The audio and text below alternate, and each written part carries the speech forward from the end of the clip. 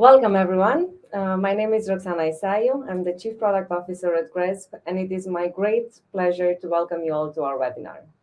Today, we are discussing the recently published technical guidance for PCAF's Global GHG Accounting and Reporting Standard for the financial industry. PCAF, or the Partnership for Carbon Accounting Financials, is a financial industry-led initiative started in 2005 by Dutch financial institutions.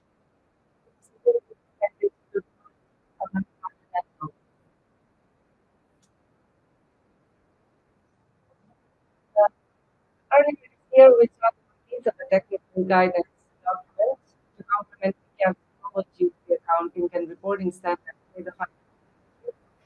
Today, we are very pleased to hear from the authors of this document.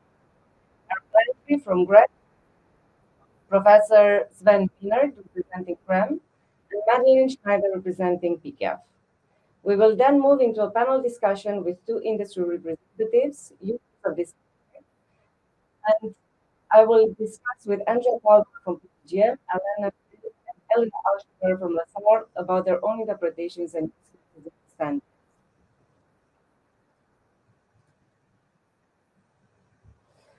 We are very pleased to see the high number of attendees today, and you probably have many questions, which you can ask via the chat.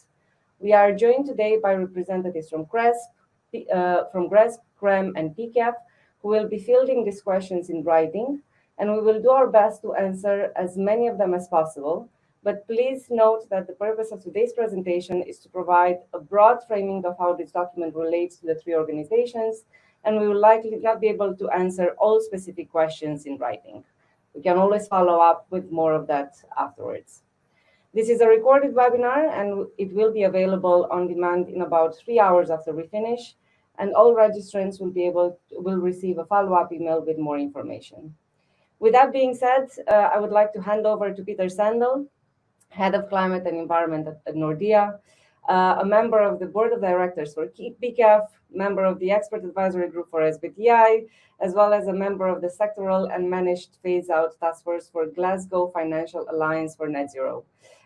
Just from this introduction, you can see he's a very busy man, so we are very pleased and grateful to have him here today for a brief introduction and to set the scene for the upcoming presentations. Peter, over to you.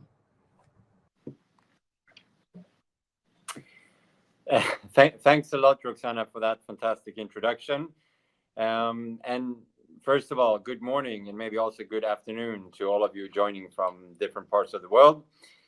It is indeed a pleasure being here with you today for this webinar. As Roxana just said, I'm Peter Sandal and I'm Head of Climate and Environment at Nordea. And maybe also most important for this context, also a board member of PCAF. And before I hand over to our brilliant authors and panelists, I will share some initial high-level remarks on the role of finance in decarbonizing the built environment and how this recently published guidance helps overcoming some of the challenges the sector is currently experiencing. And if I start with zooming out a bit, we know that the built environment plays a very important role in the transition to net zero. It accounts for almost 40% of energy-related emissions and has also an important role to drive change from the demand side across a number of different high-emitting sectors and value chains. And if we take stock of where we are today, we know that one, the vast majority of buildings are energy inefficient. In the European Union, the share is estimated to be above 95%. Two, the global floor area is expected to increase with 75% from now until 2050, and with the majority of this increase coming in emerging and developing countries. And three, the developed countries, the majority of the existing stock will still stand in 2050. So looking at these three things together, we know that we need to tackle both the growing demand, ensuring that what is being built also meets the standards required in a 1.5 degree future, but also undertake a massive renovation scheme, especially then in developed markets. And I think succeeding with this transition requires a multidimensional approach involving many different stakeholders. We have governments and policymakers, we have companies in the real economy, and last but not least, we have financial institutions. And together, it's a pretty comprehensive task we have in front of us. We need to improve energy efficiency. We need to decarbonize the power sector, build out the grid infrastructure. We need to increase the installations of new on-site renewables. And we also need to find ways to implement strategies that address the embodied carbon from materials. And all of this will, of course, require a massive amount of new investments. I think only on renovation, it's estimated that in the European Union, an additional almost 300 billion euros annually is needed to meet the Union's 2030 targets. And I mean, if we come down then to finance, that sector's role should not be underestimated. Unlocking capital, providing incentives for actors across the built environment value chain will be critical to support the transition. And different types of institutions have different roles to play. I mean, if we start by looking at asset owners, such as pension funds, they are large owners of real estate and must work with their managers to ensure that sufficient actions are taken to transition their assets to net zero. Banks must use their leverage as lenders to incentivize action, especially on the construction and retrofit side, to ensure that those align with the requirements in a 1.5 degree future. And I think also investors in general need to take a more holistic view and approach to engage companies across the whole built environment value chain to ensure that appropriate actions are taken across the whole value chain. And I think that we're seeing that the momentum is building up. We are getting some good news on the fact that positive things are happening across the financial industry. Through the different net zero alliances, financial institutions are now making strong commitments. They are setting science-based targets, and they are implementing transition plans that directly or indirectly cover the built environment. And going a bit more into details, I think this is not an easy task, and sufficient guidance, methodologies, and data is not fully there yet. And in addition, and I think this is especially important given the context of this webinar, compared to financing a company, financing a building is different in terms of correctly measuring, accounting, and attributing financed emissions, and how to accurately divide the responsibilities between the different stakeholders, meaning owners, financiers, tenants, and so forth, is definitely not an easy task. And I think adding to that challenges with data availability, how to properly make estimations and use proxy data, is not making things easier either. And what we need is clear guidance that take all different stakeholders into account, and that can enable an accurate way of accounting for, at the first stage, operational financed emissions in a standardized way across the financial industry. And I think looking at this guidance, I believe that it comes a very long way in meeting those needs. It's written by organizations and individuals with deep understanding of both the real estate sector and the financial industry. And also, these organizations are all leading actors within their own field of expertise. And I think that the fact that they have different roles is extremely important to ensure that this guidance also rests on a broad alignment across the wider ecosystem.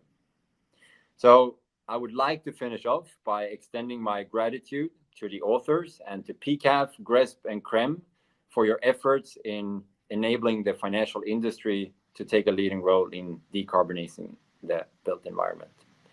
Thanks a lot, and I will be handing over now to the next speaker here.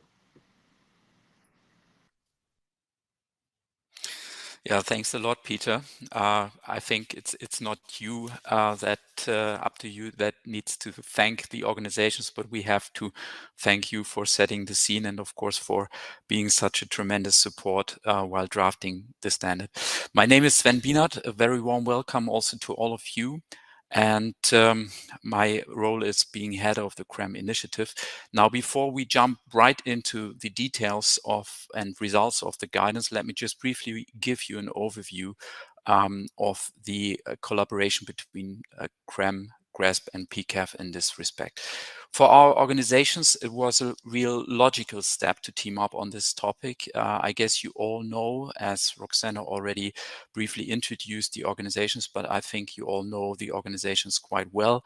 GRESB has been and is the leading and long-established standard for sustainability and real estate benchmarks. It's looking at the broader scale, of course, of ESG, but GHG is in the center of attention at this point in time. GREM is the leading source for operational decarbonization benchmarking and transition risk analysis.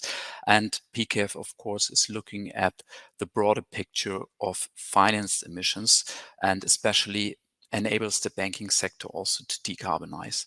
Now, why did we team up on this topic? I think at first glimpse, it might seem very easy to do accounting for emissions. It seems to be an easy task to convert consumption into GHG emissions, but as Peter already pointed out in detail, it's not at all an easy task. There's a lot of confusion still out there in the market. There are a lot of conflicting approaches that have been applied in the market. There is, to some extent, no like-for-like comparison. And last but not least, of course, we all as a sector do want to avoid any kind of greenwashing, which is to some extent still happening. So for us, it was important not to reinvent the wheel, not to produce, replicate, duplicate conflicting standards. There is no time to lose in this race to net zero, which we all need to accomplish until 2050. So the aim of our initiatives was, of course, to find a common language, a common guidance on this topic on operational decarbonization and carbon accounting. If we go to the next slide, please.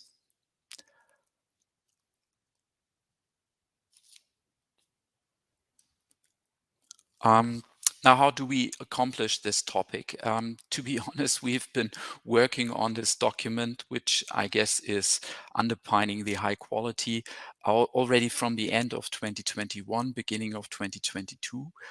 We have set up, of course, internal working groups. We have had a tremendous amount of in-depth one-on-one exchanges with high-level experts, as Peter pointed out, that were not just within our organizations, but of course we were exchanging intensively with SBTi, with Carbon Disclosure Project, with the colleagues from the Greenhouse Gas Protocol, and many others. Last but not least, we did have a public consultation that was actually a tremendous success because a lot of market participants did hand in valuable insights that actually made this whole even more bulletproof than it was before. Now, what are the benefits for users? What are the benefits for all of you, hopefully using and applying the document and the guidance? I think as we discussed before, there's a great need to have a harmonized guidance. We don't want to have conflicting standards. This guidance is, of course, focusing predominantly on operational carbon, but of course also leverages insights on other parts of greenhouse gas accounting in general. We are covering the full range of direct and indirect investments, debt, equity, and of course, try to shed a light on scope attribution in this respect. As you might be aware, there is, especially if you take into account different roles of our organizations, a difference between carbon accounting for reporting purposes and carbon accounting for other purposes. For instance, if you look at the normalization of greenhouse gas emissions, this is needed for some occasions, but it's of course not needed for others. So there are a whole lot of details that we would like to at least illustrate to some extent already in this webinar within the technical guidance that are hopefully valuable for the industry. Thanks a lot for participating in this webinar. I'm now handing over to the next speaker, which is my dear colleague, Madeleine. Thanks a lot, Sven, for this great overview, and welcome also from my side. My name is Madeleine Schneider, and I'm the Director of Operations at PCAF and also Associate Director at Guidehouse, which is the global consulting firm that serves as the PCAF Secretariat. So, first of all, I would like to give you a brief context how PCAF relates to this joint work with GRAM and GRESB. So, for those of you who are not that familiar with PCAF yet, PCAF is short for the Partnership for Carbon Accounting Financials. It's a global network of financial institutions that work jointly to standardize the measurement and disclosure of emissions of financial activities. And it's also an industry led initiative that was initiated by Dutch financial institutions in 2015 and then launched globally in 2019. And a key milestone was then the launch of the PCAF standard in 2020, which is also very relevant for this technical guidance. And it was updated at the end of last year. As you can see on the map, after the global launch, the number of participating industries has increased drastically.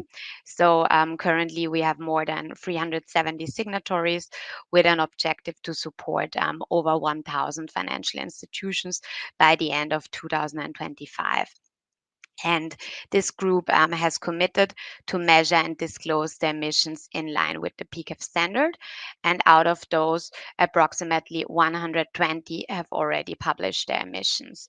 And PCAF supports financial institutions here also through technical assistance and professional trainings. As you can also see on the map here, Europe is the largest PCAF region. When we still go back to the other slide, because in Europe, more than 140 signatories are headquartered. So with this growing number, we felt that we can also build momentum to decarbonize their building portfolios, which is particularly relevant for the old building stock in Europe. So that's why we teamed up with the Laudas Foundation to set up a specific project called Financing Towards Net Zero Buildings to mobilize the financial industry to speed up the building transition towards net zero. So here we support financial institutions on this path by developing various tools and services. And one of these key tools is this technical guidance, where we're really excited to have joined forces with GRAM and GRESB, so two key organizations working on the decarbonization of the built environment. And together, we aim to provide financial institutions with the guidance they need to measure and disclose their emissions from real estate. And yeah, it's also an effort for alignment and harmonization of methodologies. So when we go now to the next slide, I wanted to highlight also how the PCAF standard and the Greenhouse Gas Protocol corporate standard relate to the technical guidance. So the corporate standard was first published in 2001 with later revised additions and extensions, and it establishes the framework for greenhouse gas accounting for corporations. So the corporate standard classifies emissions into three scopes, with the scopes highlighting the level of control an organization has relating to the emissions. And for real estate, emissions can be reported in scope 1 and 2, as well as scope 3, category 13, emissions from leased assets, and category 15, investments. Then the PCAF standard builds on the greenhouse gas protocol standards for corporate reporting to further detail and provide a standardized approach to account and report on financed emissions of financial institutions. So financed emissions fall into scope 3, category 15, and refer to emissions that are associated to loans and investment portfolios. So in 2020, the Greenhouse Gas Protocol also reviewed the standard and approved it. And yeah, it got the Build on Greenhouse Gas Protocol stamp. And so currently now with the new update, the PCAF standard covers 7 asset classes, with the most relevant ones for building-related emissions, which are mortgages, commercial real estate, and project finance. So to offer clear guidance to financial institutions with all levels of control to account and report on all emissions from real estate operations, this technical guidance was developed.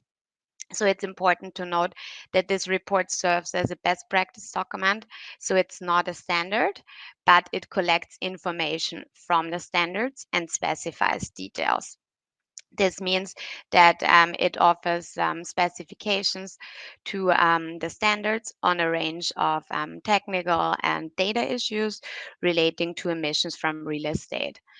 And it also contains specific recommendations on accounting and reporting for commercial real estate to allow for a consistency on reporting. Next slide, please. Yeah, so as already briefly mentioned by Sven, the development of the technical guidance took about 2 years, starting in April 2021. So first of all, us, the three partners, developed the first draft over the first year, and then we shared it with experts in our networks with key expertise in the greenhouse gas accounting space and real estate. And this was then followed by a public consultation in May and June last year, where the draft guidance was available online, and all stakeholders were invited to provide feedback through an online survey. And in addition, we also had a series of exchanges with the Greenhouse Gas Protocol, the Net Zero Asset Owner Alliance, and the Science Based Targets Initiative to align on the methodologies. So based on these consultations, we refined the guidance and now published the first version in March. So we hope that this resulting document provides you with clear guidance and supports you in effectively measuring and reporting, and also setting targets and taking action towards net zero. And now I hand over to my colleague Eric for further details on the guidance. Hello and welcome everyone. My name is Eric Landry. I'm the Director of Climate Change at GRESB. And so thank you for tuning in today. You'll notice that a lot of my material leverages on the stories told by Sven and Madeline and the rest of the team. So, but I think a lot of this bears repeating to really understand the purpose and the foundation of why this document came together the way it did before digging in right into the details. So, as kind of spoken about before, one of the original kind of purposes of this document was to provide recommendations and guidance on the technical implementation of the standards that PCAF had already provided at a high level. But there was a lot of need in the industry in order to how to actually, with the data that they had available to them in their specific circumstances, to be able to report in line with the PCAF standard. And people were looking for, how does this interact with things like very technical aspects like location-based and market-based accounting, estimation, normalization, floor space measurement, etc. As Sven mentioned, like as we went about constructing this guidance, one of the main things that kind of came to the top was essentially that there was this differentiation between the purposes of GHG accounting. So the two broad, let's say, categories of purpose would be for reporting and then for anything that's not reporting. And for reporting, it's required that this is an accurate representation of what actually happened in a given year. So this needs to be standardized, it needs to be consistent, and it needs to be comparable so that it can be aggregated up into actionable insights by the overall investors. Now, for other purposes, you can still use GHG accounting, but you can use it in a lot of different ways. One example of which is for the assessment of transition risk. And you might want to go ahead and normalize by things like occupancy or by climate zone or what have you, to give you a little more insight into how you would specifically like to manage your transition risk. You can also add in different predictive analytics or forward-looking metrics. But these things can vary from methodology to methodology and from use case to use case, and are often not appropriate for the actual reporting of what you did in a specific year. So these are the two main buckets that kind of fell out of this research. And then finally, last but not least, and a lot of this we heard from our public consultation, was that there was some confusion around, well, when to use the GHG protocol and when to use PCAF and how they interact. And this was one very important point that we wanted to go ahead and provide more insight into the document. So as Sven said, we go ahead and give guidance for how to handle direct and indirect investments, equity, debt, and then also lots of explanation in terms of how the consolidation approaches manifest themselves through different scenarios, including different types of leasing agreements, and then how all of that might be aggregated up in terms of finance emissions in Scope 3, Category 15. So if we go to the next slide, you'll see an interpretation, a very simplified schematic of what some of the relationships in an investment situation. And so the important part here is there's a lot of moving parts. There's a lot of different hierarchies and levels of aggregation. So again, oversimplified for the purposes of this. But if we go to the next slide, just broadly, when we're talking about direct equity, the investors a lot of times will want these under their Scope 1 and 2 because they are directly investing in the asset and they have a significant amount of control over how that asset is operated. And so actually, these are, even though it is financed by the investor, since these are direct, a lot of this is already covered by the GHG Protocol corporate standard. What PCAF has done is it's gone ahead and created a methodology by which you can aggregate up through various levels in the investment value chain to come up with a reasonable understanding of everything that's underneath at the very deepest level, at the asset level. So again, one of the things that's important to mention here is that scopes and accounting is always in the eye of the beholder. It's going to be different from whatever perspective you look at it from. So in this schematic, these categories are referring to what the investor would see these as. But if we were to dig down into a specific layer of the investment value chain, for example, REIT 1, they won't be necessarily following this exact categorization of accounting methodologies.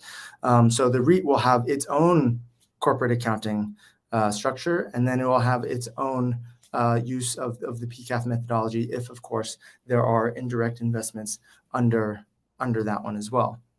So again, always important to remember who is doing the reporting in this case, and then again, part of this guidance is largely around how investors at the highest level can go ahead and work with and handle and treat the GHG Protocol corporate standard alongside and in relation to the PCAF standard.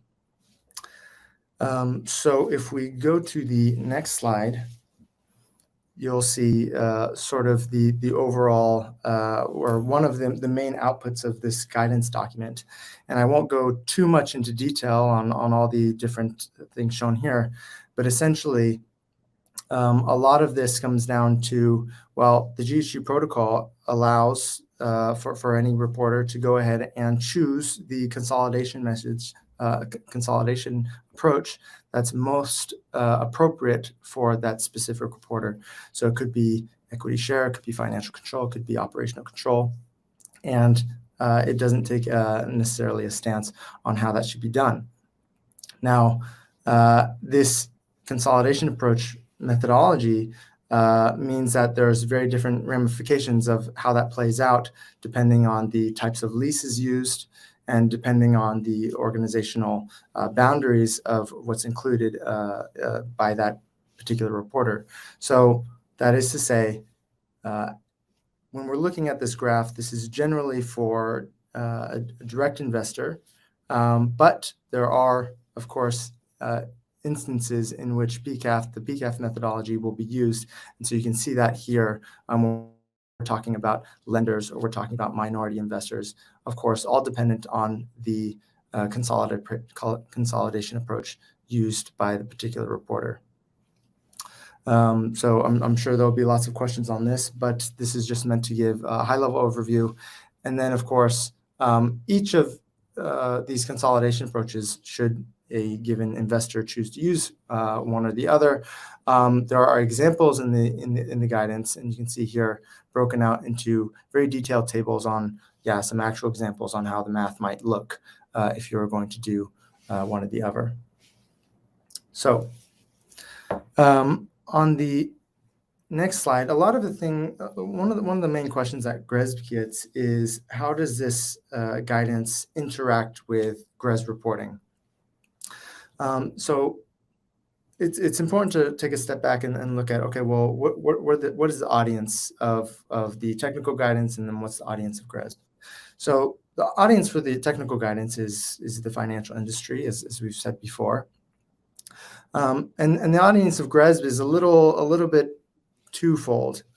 We have the output, which is meant for the financial industry, but we also have a lot of, the other side of our platform is essentially for asset managers, property companies, REITs that provide their data to us for us to ingest. And so there are two different sides to this coin. So essentially, the outputs will be the same, and we've done our best to go ahead and make sure that the outputs are aligned with the technical guidance and with the PCAF standard in general. But when you're reporting to GRESB in the GRESB real estate assessment, some of the data that you'll be providing is a little bit different. So, for example, people sometimes ask, well, the technical guidance says that we should try and estimate where we don't have complete data. That way, the investors up the value chain can have a clear understanding of what those look like if we had full data. Whereas when you're reporting into GRESB through the GRESB assessments, you won't be necessarily there. We have very strict limitations on what you are allowed to go ahead and estimate. This is for a variety of reasons. We use the data in a lot of different ways, not necessarily just for reporting purposes. So we require kind of the absorption of rather raw data. So again, this is just to say that there are different types of reporting, and the reporting that will be done in line with PCAF is not necessarily the same that you will be reporting in your GRESB assessments. But of course, GRESB, CREM, and PCAF have spent quite some time making sure that the outputs are aligned. And then last but not least, you might have seen on the cover of the guidance, this is version 1. Now, granted, it was not originally planned that this would be an ongoing kind of document to be updated year on year. But we do recognize that this is a quickly evolving space and that adoption patterns will differ, and that there might still be some outstanding issues. So the plan is to go ahead and monitor the response and collect industry feedback on an ongoing basis. And then in a year or so, we can go ahead and release version 2 where appropriate. So if you do have feedback on the guidance, how it interacts with different other standards, or comments on how this how it can treat one situation or another for your particular scenario, then do go ahead and provide that feedback to the email shown on the screen, info@carbonaccountingfinancials.com. I wouldn't use this for asking questions. We can answer questions through a different forum. This is just for comments because no one will be checking. The questions sent to this emails won't be answered in that space. But any comments will be aggregated. We'll look at them in about a year's time or so, and make sure that we try and address those perhaps through another publication. And with that, I will hand back to Roxana Izayu to go ahead and host the panel session. Thank you very much. Thank you, Eric. Thank you, everyone. It is my great pleasure to invite Andrea Palmer and Elena Alschulher for our panel discussion now. We have a beautiful scene set for us, and I would like to start by inviting you to introduce yourselves, please. Andrea? Yes. Hi, everyone. Thank you, Roxana. And actually, thank you to everyone here, because I think we definitely should not underestimate the amount of work, the amount of sweat and tears that have gone into producing this technical guidance. It was no small task. And we, first of all, need to give big kudos to the group. Bit of introduction from my side. So my name's Andrea Palmer. I'm responsible investment lead for PGGM's listed real estate securities portfolio. And so if you're not familiar with PGGM, in short, we are responsible for overseeing the third largest pension scheme in Europe. So we have approximately 300 billion euros under management. And as Peter mentioned, of course, pension funds are large real estate investors. We have a sizable portfolio, and we cover all shapes and sizes of the asset class. So I would say about 95% of it is indirect. So it's that orange circle that Eric just presented. So that's in things like REITs, publicly traded property companies, corporate bonds, both vanilla sort of non-use of proceed bonds, but also green bonds, which is a use of proceed. We have residential mortgage portfolio. And of course, we have a very sizable private real estate portfolio that is largely through commingled fund vehicles, but it's also more and more through direct property investments as well, through co-investments. And I sit on the listed real estate team. And my job is ultimately to help our active bottom-up fundamental strategy use ESG information to make a more comprehensive picture of the companies that we cover. So I cover about 200 companies. So I have a global purview. And of course, with that comes the stewardship as well, to make sure that we are able to transition our portfolio to a low carbon and socially inclusive real estate portfolio. So that's my intro. Thanks. Oh, busy. I'll have a few questions about that in just a second. And before I hand over to Elena, I would like to invite participants today to share their questions via the chat. We have a few questions for our panelists, but if there's anything that you'd like to raise, please do that via the chat. Elena, good morning. Very early morning for you. Thank you very much for joining us today. Yes, good morning, and good morning to anyone else in the Americas who got up this early or is watching it on replay. My name is Elena Alschulher. I'm the head of sustainability for the Americas at LaSalle Investment Management. We're an independent subsidiary of JLL with about 79 billion assets under management globally and 5 billion square feet. That's across all asset classes, primarily private equity, but we do have some security and debt business, commingled funds, separate accounts on the private equity side. And then my job, as with the sustainability team, is really to drive sustainability at the assets, right? Everything from setting goals and developing processes and resources to implementing the activities at the assets, and then all of the voluntary and regulatory reporting we're doing on the other side. I should also mention, as relevant to this conversation, I'm chairing the CREM North America working group with CREM, ULI, and LBNL, and we're just about to launch a process to further refine the CREM curves for North America, including the US and Canada. So if you're interested in that project, please do look it up and join our working group. Thank you, Elena. For anyone that's gone through the standards document and through the accompanying technical guidance, they'll see these are very extensive, very technical documents, and indeed a lot of effort and expertise went into compiling them. If you could please explain, maybe in simple terms, for the wide audience that's listening to us today, what problems do these documents help you solve, especially since you're dealing with such complex portfolios and global portfolios and multiple teams? And Andrea, maybe we can start with you. Sure, thanks. So first and very foremost, I think that this is solving for us. The reporting side is okay, but it's actually for us solving information quality for us to be able to price risk correctly. So, I mean, this was actually made for the sake of reporting purposes, and some other analysis. However, for us, given the existing loose standards in the GHG protocol as they stood previously, we were using information. We're actively trying to use this type of data in our stock underwriting and our stock selection process. But the quality was so poor that we just could not make sense of it with various different conditional boundaries or organizational boundary approaches, use of scope 1 and 2 or 3, how we define those things. So you're constantly comparing apples and oranges and trying to take the same outcomes on them when you price them into a company underwriting. And that simply didn't make sense for us anymore.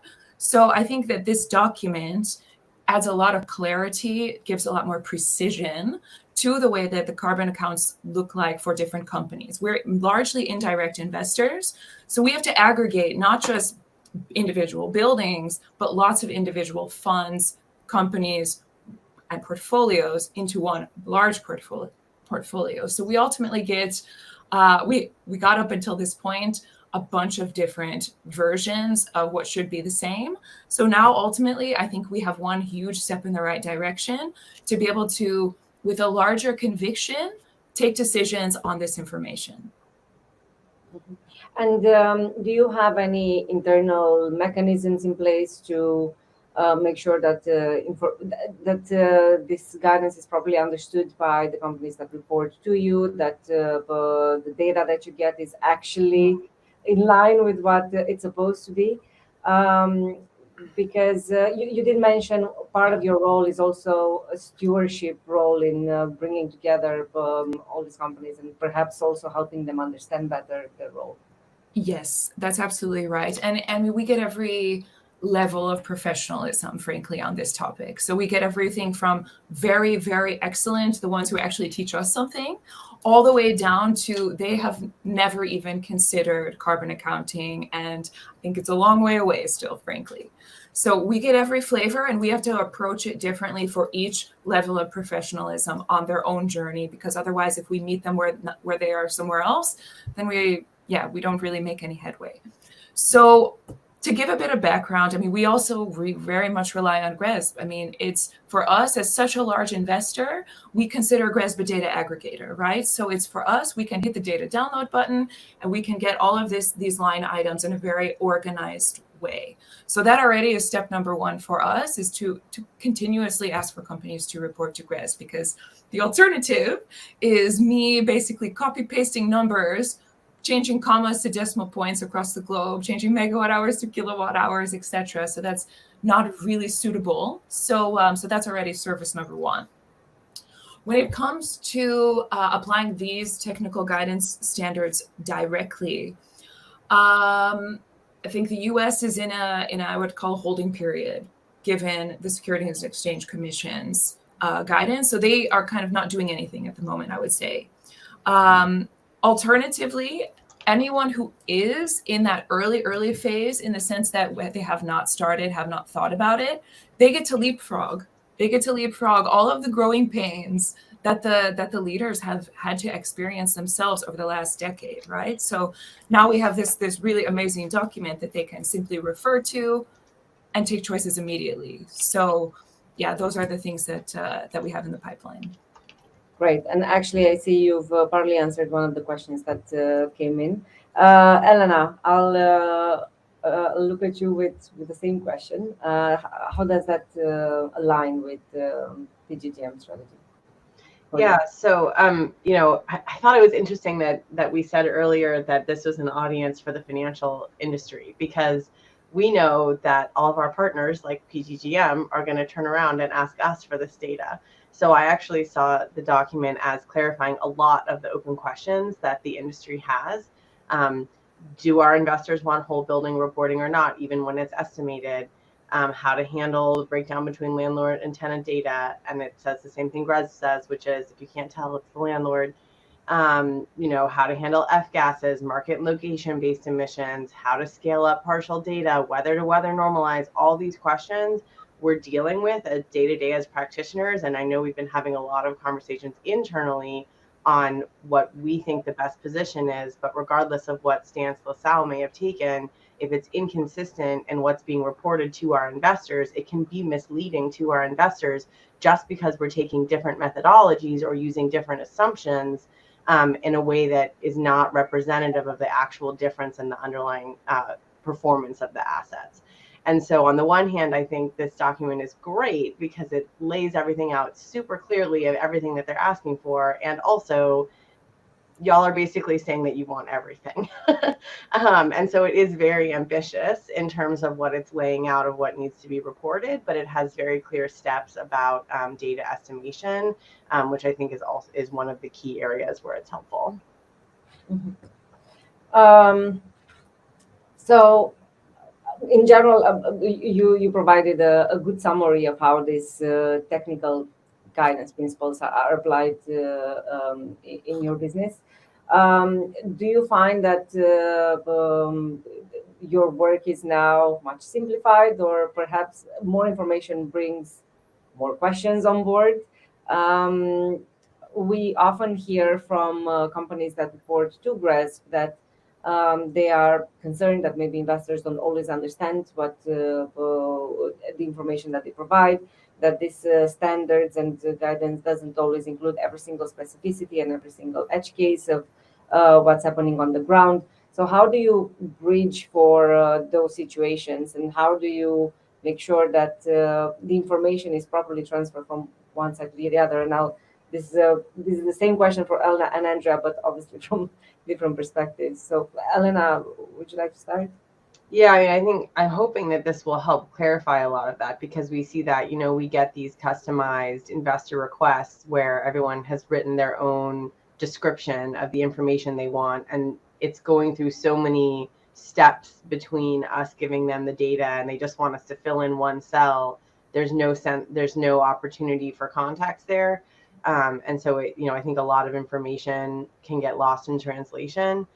So at least having a standard method for providing that information, standard definitions and methodology is going to really increase the consistency and hopefully help with market awareness, understanding of these metrics.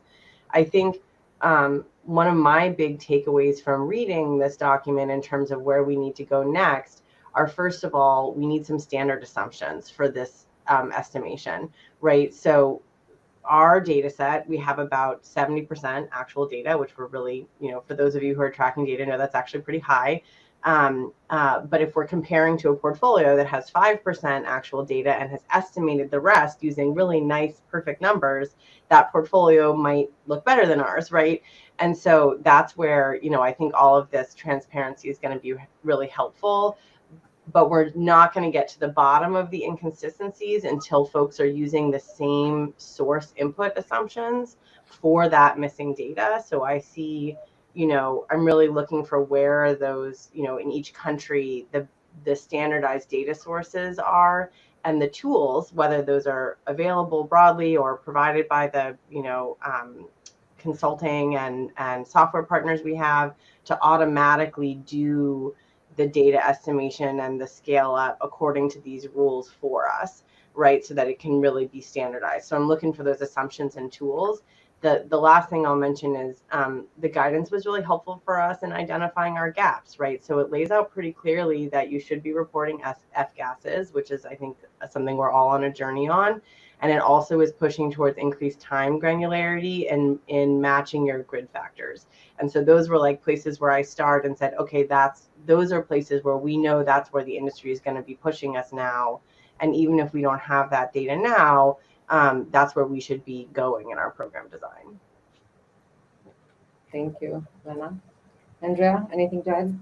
Yeah, I think for us, it's, to Elena's point, especially on the receiving end of the reported information, when we're trying to translate data to insights, we need that context. So numbers, otherwise, without sufficient context, are just numbers that actually don't mean anything to us. So we do read the open text boxes, number one. We do read the footnotes. We do the things that are necessary to make sense of the information in light of the current situation, whether that's geography, whether that's asset type, whether that's lease type, whether that's like target tenant type. There are all these things that we need to contextualize the information with to understand what is the impact on the business. So that's the translation that we tried to do on our side. But I recognize that, you know, with that level of skill, it is complicated to contextualize in the right way. So you have to find a balance between spending all, 3 weeks analyzing one company versus making efficient insights that we can use at scale. I think otherwise, I think that summarizes actually. I'll just add, that open text box is really important, and we'll be able to write less things in it now because this has answered a lot of the things that we would have to clarify. And so we can really narrow down, this consumption change was because we bought one big asset and sold another big asset or something like that. That would be better, useful information for you. Indeed. So it sounds like it's standardizing the reporting process, which is great for standard. What would you? Obviously, the two of you are very well versed with the guidance. You've been involved in the consultation process, so you've been following it and its details throughout time. How would you advise anyone that's just looking into it and starting to make sense of it and starting to interpret it? How would you advise them to go about it, and what notes would you give in terms of pay attention to this? This is perhaps different from what you might have expected. Were there any surprises for you in the final outcome, or when you read? I'm not sure if you actually read the thing from top to bottom as literature, but is there any advice you would give to somebody that's just starting to understand it and apply it? Maybe I can have a first go at this. So as a pension fund, every pension fund will have very complicated portfolios, very, very complicated, very large, right?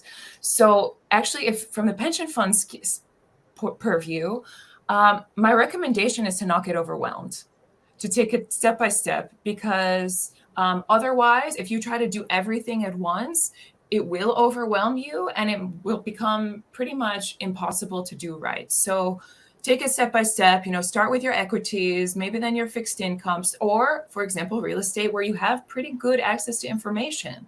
I think way better than on the equity side, way better than on the fixed income side. So start where you can make the best gains actually in this. And then further from the real estate company side, I would say, hey, look, just start to follow what is already industry practice. Take the operational control approach, please. I beg you. Don't go for the financial control approach because it's so rare that it doesn't make sense actually to use it within the real estate ecosystem. Maybe outside the US for the SEC, but let's see. And to just start not reinventing the wheel. That's the whole purpose of this. So I think those are my main recommendations. Elena, what would you wish you would have known when you started with this process? And you can I wish this document had been out before we started working on our baseline. Can't change that though. But what I will say is, there's really helpful summaries at the end of each chapter with a few bullets of the key takeaways. So you can start there. But sort of more seriously on the content, one of the messages that comes through really strong is our investors are going to be looking for whole building data. And they are expecting us to be able to separate landlord and tenant and to estimate missing information for landlord and tenant separately. And so that is that's very ambitious, but at least now it's set out that expectation that okay, report what you have, estimate what you don't have, and disclose the sources of that estimate.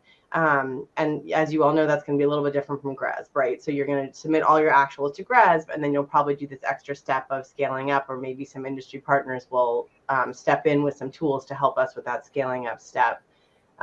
So I wrote down, okay, here's what we have to be tracking as real estate owners. Whole building broken out into landlord and tenant.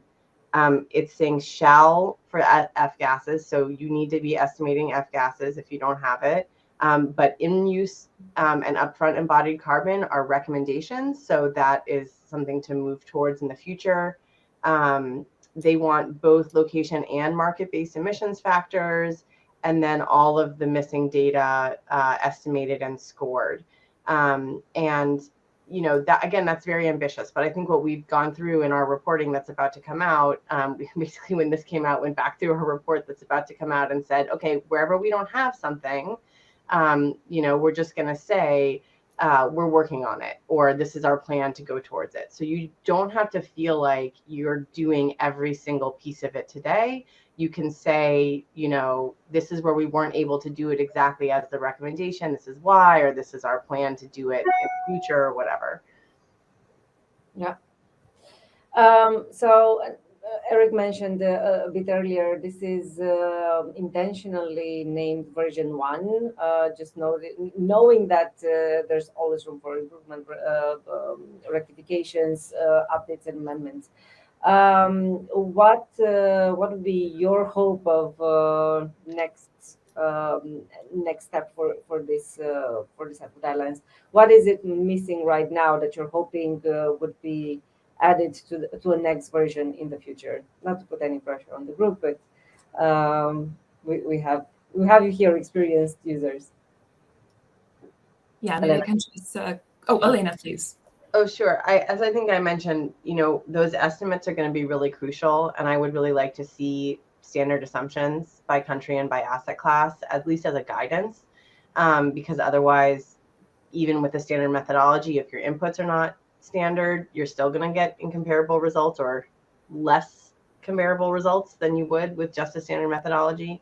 The other thing that I know is not in the control of this group is, geez, I hope the SFDR and the SEC will accept the same thing that you all are accepting and asking for. So, it'll be important to really keep an eye on all these regulations and other reporting frameworks and hope that everybody falls into line with this. Because if we really put effort into calculating things exactly this way, it would be great to report the same data to all the places where we're sharing it. Perfect. Thank you, Elena. Andrea?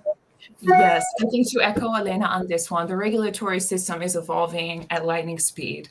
So what we don't want to have to see happen is reslicing, redicing all the time for different end uses or different regulatory environments. I think, frankly, for the near term, that's probably the way it will have to go.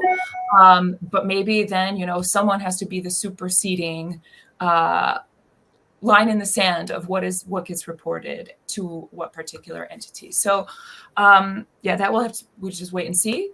On the methodology itself and the technical guidance itself, I think it's really excellent for the case of Elena, for example, where they're direct investors that basically buy buildings and own buildings and have to aggregate buildings.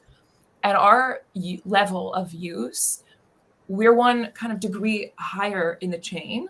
So we have to aggregate portfolios of buildings. And I still think for that level of aggregation, there are still some gaps.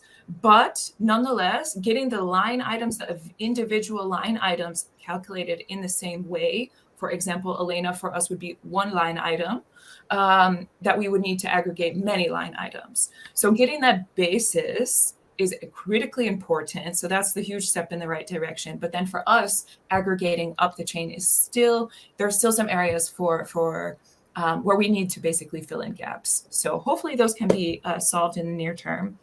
But in any case, one thing that Elena mentioned that I do want to quickly touch on is the whole building approach. And I get so many questions from companies, why do you need this? Why do you need this?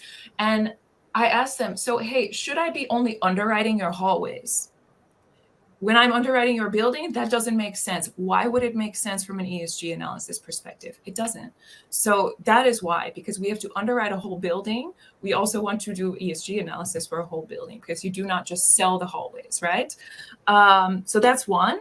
And then to the point about embodied carbon being a recommendation, I think that should evolve to be a requirement. If you have development activities, we need to see it. That's the story. Perhaps we can organize another webinar to discuss only that part. But for now, I would like to thank you all for attending. This was a great conversation. I would like to thank the speakers, Peter, Sven, Eric, Madeline, and we know that you might still have questions. Obviously, this is an incredibly important and fantastic standard and a huge step for industry to standardize and speak the same language. These things will never be perfect for everyone collectively, but they do solve a lot of problems, and we're excited to see the next versions of it or the next steps. So thank you everyone for joining. You will receive a follow-up email with more information about how to access the webinar today. And with that, I thank you and have a great day.